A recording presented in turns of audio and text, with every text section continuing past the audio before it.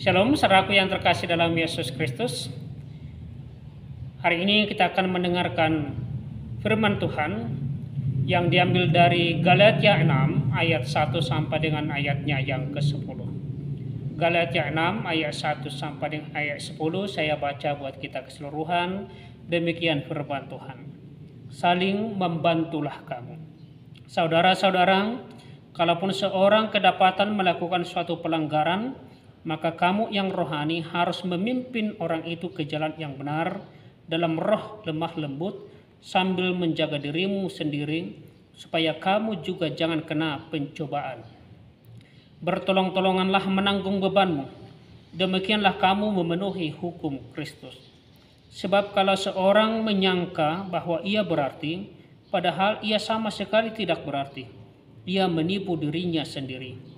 Baiklah tiap-tiap orang menguji pekerjaannya sendiri, maka ia boleh bermegah melihat keadaannya sendiri dan bukan melihat keadaan orang lain. Sebab tiap-tiap orang akan memikul tanggungannya sendiri. Dan baiklah dia yang menerima pengajaran dalam firman membagi segala sesuatu yang ada padanya dengan orang yang memberikan pengajaran itu. Jangan sesat. Allah tidak membiarkan dirinya dipermainkan. Karena apa yang ditabur orang itu juga yang akan dituainya.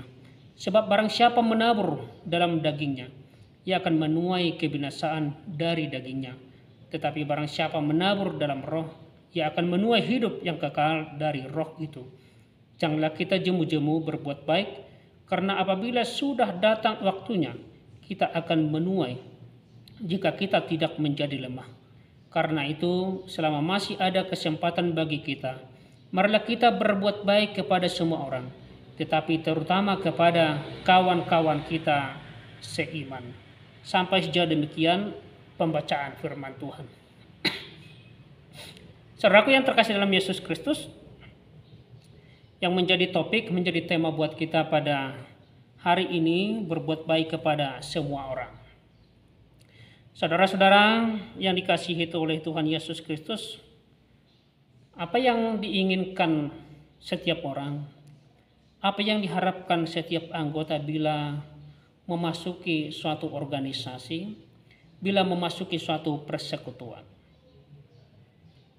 Saudaraku, salah satu yang diinginkan, salah satu yang diharapkan, kalau dalam persekutuan yang dia masuki itu, kalau dalam satu organisasi yang dia masuki itu ada sikap, ada perbuatan yang saling tolong-menolong.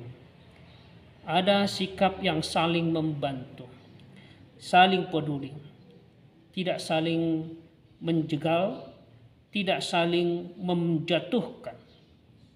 Saudara-saudara, itulah sebabnya banyak orang yang masuk kepada persekutuan, masuk kepada organisasi, masuk kepada serikat. Misalnya STM, serikat tolong-menolong.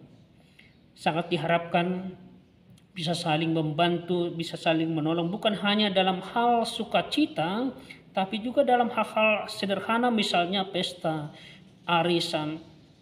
Tapi juga saudaraku dalam hal duka. Saudara-saudara, bertolong-tolonganlah. Ini satu sikap, satu perilaku yang hendaknya dilakukan orang percaya untuk memenuhi hukum Kristus. Sebagaimana Rasul Paulus mengatakan tadi. Artinya bukti bahwa kita memiliki kasih, bukti bahwa kita orang percaya yang memiliki kasih apabila kita mau menolong, kita mau membantu yang lain. Bertolong-tolonganlah, artinya di sini saling. Bahwa setiap anggota tidak hanya mau dibantu, tidak hanya mau ditolong, tapi dia juga harus mau membantu, dia juga harus mau menolong, ikut membantu. Saudaraku yang dikasihi oleh Yesus Kristus, pertanyaannya sekarang mengapa harus saling menolong? Mengapa kita harus saling menolong? Mengapa kita harus menolong? Yang pertama, dengan saling menolong kita akan mampu melewati berbagai tantangan hidup, dapat saling membantu, dapat saling menguatkan, mendukung satu sama lain dalam masa-masa sulit yang kita hadapi. Saudaraku, dalam menghadapi kehidupan ini banyak orang yang merasa kuat, banyak orang yang merasa termotivasi, banyak orang yang merasa bersemangat meskipun mungkin ada tantangan yang harus dihadapi. Kenapa? Karena ada dukungan. Karena ada dukungan dari teman, karena ada dukungan dari keluarga, karena ada dukungan dari sahabat, karena ada dukungan dari masyarakat sekitar, dari lingkungan kita. Jikalau hidup kita saling tolong menolong, jika hidup kita bisa saling menolong, maka kita pun bisa hidup nyaman, kita pun bisa merasakan tenang, dan itu yang dikatakan oleh pemazmur, bisa terjadi kerukunan dalam kehidupan kita. Yang kedua, mengapa harus saling menolong? Dengan saling menolong nampaklah kepedulian dan kasih Kristus yang ditunjukkan kepada sesama. Bahwa kasih Kristus yang ada dalam diri kita disalurkan kepada yang lain, dan ini menjadi sesuatu hal yang bisa dilihat dan nampak dalam kehidupan kita.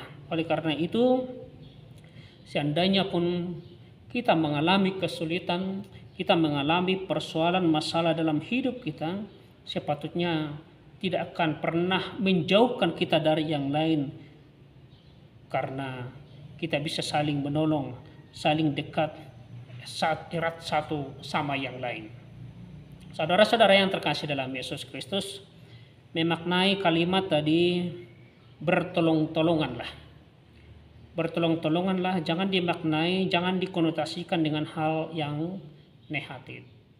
Bertolong-tolonganlah bukanlah kepada hal-hal yang tidak baik, hal-hal yang jahat misalnya, tetapi mengarahkan hidup kepada hidup yang benar, kebenaran, dan ukurannya yaitu meneladani Yesus Kristus dalam kehidupan kita. Namun saudaraku yang terkasih dalam Yesus Kristus, nas ini mengingatkan bila kita menolong orang lain, lakukan dengan hati yang tulus. Tolonglah orang lain, menolong orang lain dengan hati yang tulus. Ingat bahwa Tuhan melihat motivasi kita. Tuhan itu melihat motivasi kita. Apakah kita melakukannya hanya karena Tuhan, atau ada motivasi yang lain, ataukah kita melakukan demi balas budi misalnya, atau supaya dipuji oleh yang lain, dipuji oleh orang lain. Sekali lagi Tuhan melihatnya. Tuhan tidak bisa dipermainkan, kata Rasul Paulus. Karena itu diingatkan, lakukan dengan benar. Saling tolong menolong itu harus dilakukan dengan benar. Dalam ayat 7 mengingatkan kita ada sebuah hukum, yaitu hukum tabur tuai. Hukum tabur tuai, apa yang kita tabur sekarang hasilnya itulah yang pasti yang akan kita tuai kelak. Karena tidak ada yang tersembunyi bagi Allah. Tidak ada yang tersembunyi bagi Tuhan. Itu sebabnya Paulus mengajak dalam ayat 8, menabur di dalam roh. Menaburlah dalam roh, jangan menabur di dalam daging. Artinya menabur dalam daging itu orang yang menghabiskan waktu, menghabiskan kehidupannya, menghabiskan hidupnya, memenuhi hasrat dagingnya dan hasrat keinginannya, dan hasilnya apa? Kebinasaan. Itu yang dikatakan Rasul Paulus dalam Galatia 5 ayat 9 sampai ayat 21, ayat 19 sampai ayat 21 itu. Hasilnya menuju kebinasaan. Karena itu yang harus ditabur yaitu menaburlah dalam roh. Menabur dalam roh artinya mempersembahkan hidup untuk melakukan pekerjaan roh. Melakukan pekerjaan Roh Kudus seperti apa yang dikatakan dalam Galatia 5 ayat 22 itu. Lakukan selama hidup, taburlah kebaikan itu. Saudara-saudaraku yang terkasih dalam Yesus Kristus, yang berikut menjadi pertanyaan bagi kita, siapa yang patut kita tolong? Siapakah yang patut kita tolong? Pertama tentunya kita hidup dalam masyarakat yang banyak, masyarakat yang majemuk ini. Namun di sana ada keluarga kita, ada teman kita, ada sahabat-sahabat kita, ada teman persekutuan kita, teman satu kelompok dengan kita, dan kita patut menolong mereka, saudaraku. Kedua, kita perlu menolong orang lain tanpa melihat warna kulitnya, tanpa melihat keturunannya, tanpa melihat pendidikannya, tanpa melihat latar belakang kehidupannya. Tanpa kita harus melihat itu, tanpa juga melihat apakah orang yang kita tolong itu akan kembali membalas perbuatan baik yang kita lakukan itu kepada dia. Bantu tanpa harus mengharapkan kamu dibantu dalam kehidupan itu. Itu yang luar biasa. Membantu tanpa harus mengharapkan kita dibantu, itu yang luar biasa, saudaraku yang terkasih dalam Yesus Kristus. Kenapa? Karena percaya bahwa Tuhan tidak akan membiarkan hidup orang yang saling mau tolong-menolong. Apa yang dikatakan Rasul Paulus dalam 2 Korintus 9 ayat 6 sampai dengan ayat ke-7, camkanlah ini, orang yang menabur sedikit akan menuai sedikit juga, dan orang yang menabur banyak akan menuai banyak juga. Hendaklah masing-masing memberikan menurut kerelaan hatinya, jangan dengan sedih hati atau karena paksaan, sebab Allah mengasihi orang yang memberi dengan sukacita. Mengasihi orang yang memberi dengan sukacita. Karena itu dalam ayat 9 tadi katakan, janganlah kita jemu-jemu berbuat baik, karena apabila sudah datang waktunya, kita akan menuai jika kita tidak menjadi lemah. Hidup, perilaku, perbuatan saling menolong bisa kita lakukan dengan punya rasa peduli kepada orang yang membutuhkan. Orang lain saling memberi, memberikan diri, memberikan apa yang kita miliki, membantu yang lain. Memberikan ide-ide kita, buah pikiran kita untuk membantu orang lain. Karena dengan saling menolong, saling membantu, saudaraku ingat, dengan saling menolong itu kita terlepas dari sikap egoisme dan penonjolan diri. Karena kita saling menolong. Saudara-saudara yang terkasih dalam Yesus Kristus, kembali menjadi pertanyaan, sudah seberapa banyak orang yang kita tolong? Sudah seberapa banyak orang yang saudara tolong, yang saudara bantu, saudaraku?